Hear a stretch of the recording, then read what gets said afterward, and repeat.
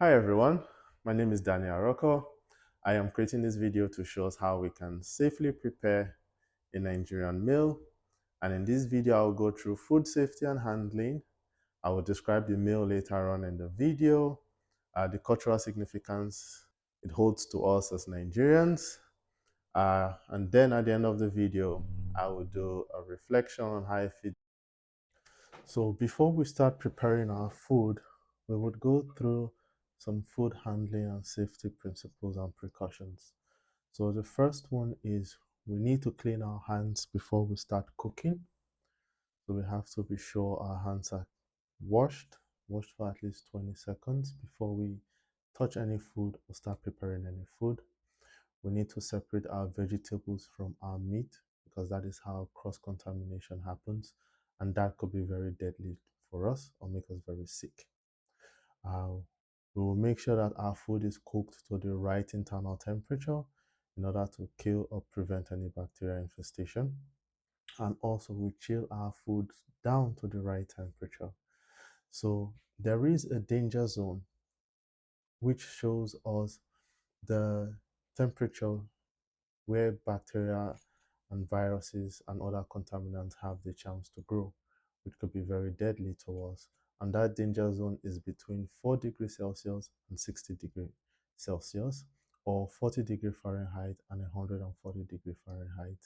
So the plan for us is we need to cool our food to a temperature that is below 4 degrees Celsius or heat our food to a temperature that is above 60 degrees Celsius. If we are to leave our food within the danger zone, which is 4 to 60 degrees Celsius, it should not be left at that temperature for more than 2 hours. And the reason for that is foods, especially meats and vegetables, do have biological contaminants. This could be bacteria, viruses, fungi, protozoa, and other type of contaminants, which could make us very sick. Studies from the public health of Canada that says 1 in 8 people do get sick every year from contaminated food. That is 4 million Canadians. And over 11,000 do get hospitalized and 240 deaths per year from contaminated food. So it is important that we follow the food regulation safety. Okay, to start this video, what we have to do first is we need to have a clean surface. So I will take off everything from my cooking surface that I do not need right now and clean it up. I don't have a soap dispenser yet, so this would return back on the table for later on. So to start off, I will be disinfecting my cleaning surface. I'm using Lysol.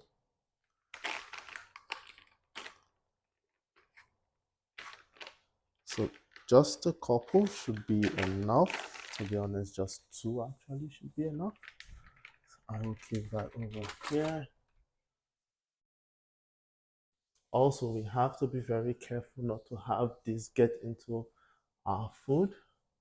So after disinfecting my surface, I have to wait for this to dry off.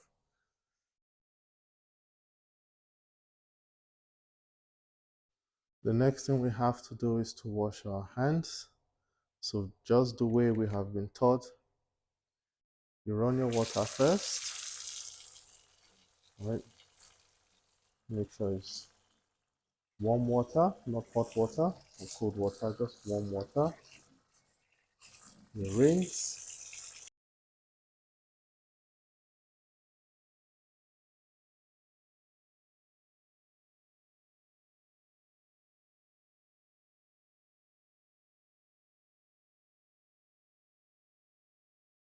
Today I will be preparing rice, or as we call it, white rice, because we have different types of rice dishes. But I'll be preparing white rice, beef stew with fried plantain.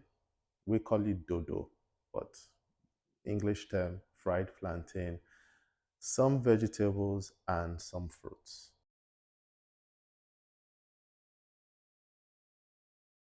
cup of rice.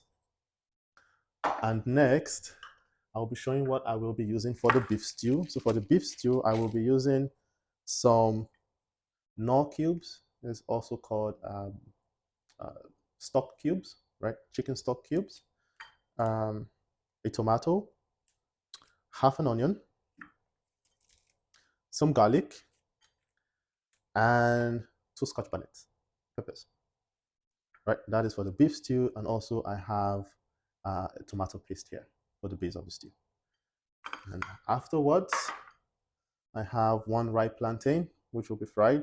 Can also be called dodo. We call it dodo in Nigeria, but you know, it's plantain. If you go to the shops, it's called plantain. I have 1 ripe plantain that will be fried, and then I have a banana and a tangerine. This will be kept for later. So next, I will be getting my beef out of the fridge. And what I've done according to Ontario Food Guide Standard is I have defrosted my beef, and that is it right there. So according to Ontario standards, you should have your beef right at the bottom, or you should have meat products right at the bottom in a bag separate and not at the top. And that is to avoid cross-contamination, because you could have liquid seep through that could get into already prepared food. So the best thing is to have it right at the bottom of the fridge and defrost it in the fridge, not outside, because when we do defrost food outside, then bacteria could grow on it.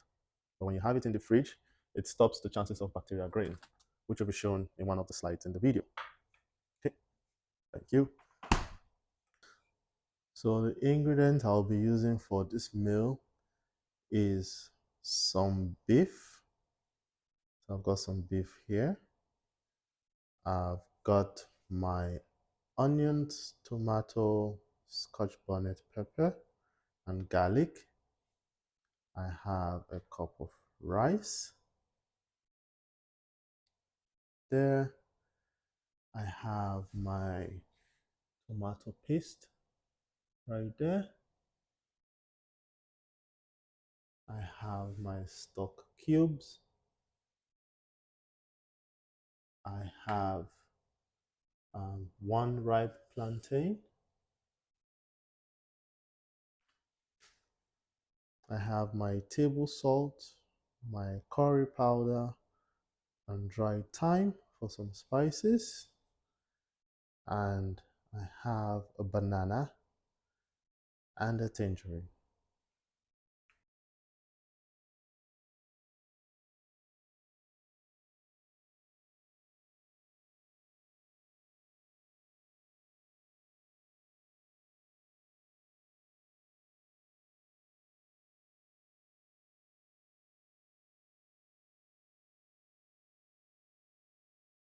Okay, to start off, I'll start off with my beef.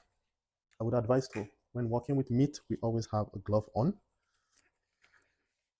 because of cross-contamination from our hand or from the surface or from the meat to us. So I always advise have the glove on when working with meat. So I will start with our beef because that will take a bit of time to cook. I'll put that in the pot. So once we are done handling the beef with our gloves, we won't have to touch the beef anymore, so we can get rid of the gloves. Now, we take that inside out, then we dispose of that glove. The next thing I will do is run some water on it and then put it on the stove.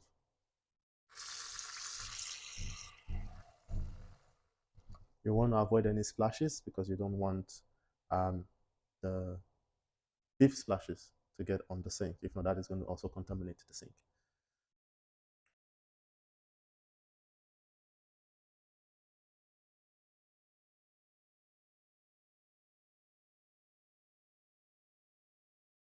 Okay, I'm going to start preparing what I need for the beef stew. So I have my chopping board here. I have a food chopper. Now I've got my Scotch bonnet, garlic, tomato, and onion. Now we have to be extra careful about the chopping board. Right? In order to stop or minimize cross-contamination, we don't use one chopping board for fruits, meat, and for food preparation.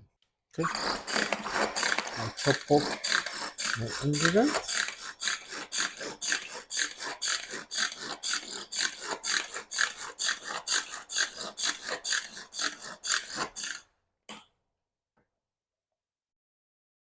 There we go.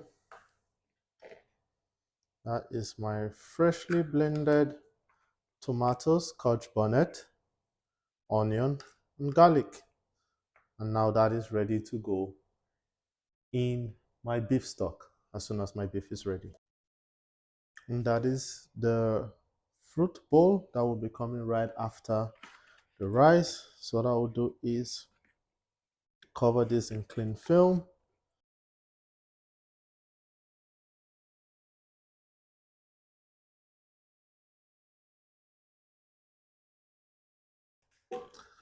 The last ingredient, which I forgot to show earlier, is the mixed vegetables. So this is the mixed vegetables we'll be using as a side to the rice and beef stew.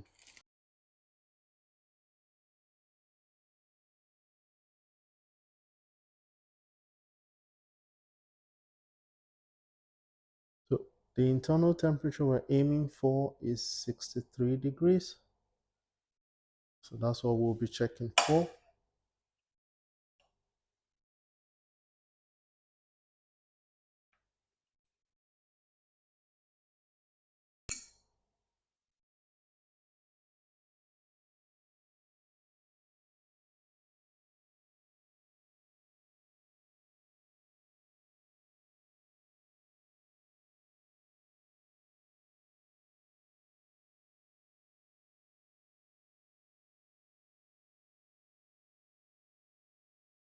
So our beef right now is at 70 degrees. It's going down, but it was at 70 degrees. So that is ready. All right, time for the last ingredient, which is for us to get our plantain ready and fried. So I have my gloves on because I'm going to be holding this.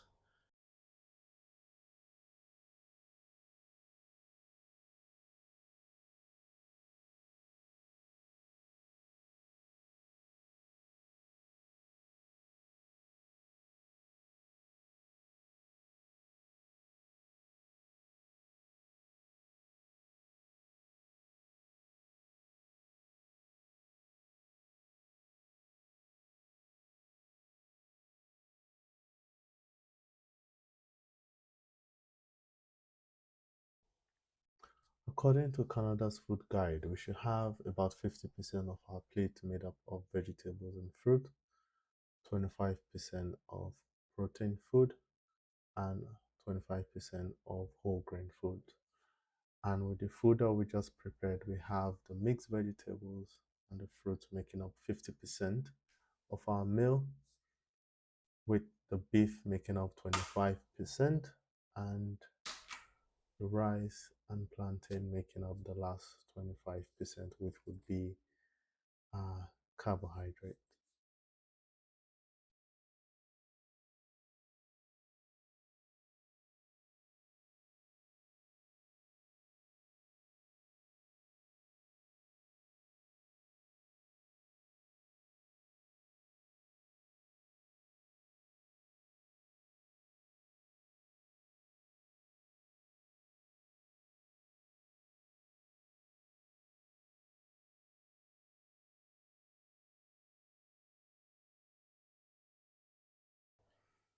Hi everyone, nice to see you again. Let's talk about the cultural significance of beef stew and what it means to me, right, as a Nigerian. So beef stew has been there for a very long time. You know, history has it that it's been there pre-colonial times. And history also has it that the beef stew originated from the Yoruba people in Nigeria, which is one of the three major tribes that we have in Nigeria. And I'm actually half Yoruba because my mom is from the Yoruba land. And beef stew comes in very many, culturally, it comes in very many different flavors. You know, the base is the stew, and on the stew could be anything you want. So you could have beef stew as we're gonna be, as we are preparing today. You could have goat meat stew, you could have fish stew, you could have chicken stew, but beef stew is one of the most popular ones. And for our meal today, we're having beef stew, rice, fried plantain, dodo for the Nigerians, and some green vegetables. And beef stew is so, culturally, beef stew is so versatile that it could be used on for many cultural dishes that we've had. So growing up, our moms will prepare beef stew as a base, and that base could be used for rice, white rice. It could be used for other soups, as we have. We have a goosey soup. You could have beef stew on it. We have a foriro, which is a vegetable soup. We could have beef stew on it also. Or any variety of stew, basically, chicken stew or goat meat stew. And growing up, you know, in the 90s, 1990s, beef stew was one of the things we, as a child, I was excited for. You get back from school in the scorching hot sun in the afternoon, and beef stew is waiting for you. It made your day from school.